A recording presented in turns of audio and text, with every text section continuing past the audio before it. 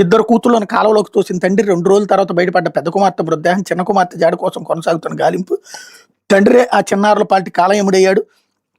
దేవాలయానికి తీసుకెళ్తాను ఇద్దరిని కాలువలు తోసేశాడు. అనంతపురం జిల్లా బొమ్మనహళ్ళు మండలం నేమకల్లుకు చెందిన శిల్ప కల్లప్పకు 15 ఏళ్ల క్రితం వివాహమైంది. వీళ్ళకి 2 కుమార్తెలు, 1 కుమారుడు ఉన్నాడు.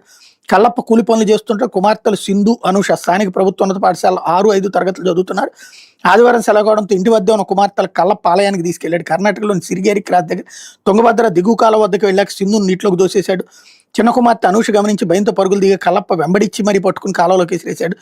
ఏమీ తెలియనట్టు సోమవారం గ్రామానికి చేరుకున్నాడు. పిల్లలు ఏమయ్యారని కుటుంబ సభ్యులు ప్రశ్నించగా సమాధానం రాలేదు. మంగళవారం ఉదయమైన పిల్లలు రాకపోయేసరికి బంధువులు, గ్రామస్తులు గట్టిగా నిలదీశారు. దీంతో మద్యం మత్తులో ఉన్న కల్లప్ప సిరిగేరి క్రాస్ దగ్గర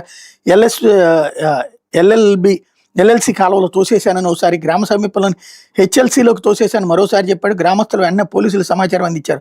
చిన్నారుల ఆచూకీ కోసం కుటుంబ సభ్యులు, బంధువులు కర్ణాటక, ఆంధ్ర పోలీసులు కాలువలో గాలించగా మంగళవారం మధ్యాహ్నం సింధు మృతదేహాన్ని దమ్మూరు సమీపంలోని ఎల్ఎల్సీ వద్ద గుర్తించి బయటికి తీశారు. చిన్నమ్మాయి అనూష్ జాడ కోసం గాలిస్తున్నారన్నట్టు హైలైట్ చేశారు. ఇప్పుడు తహసీల్దార్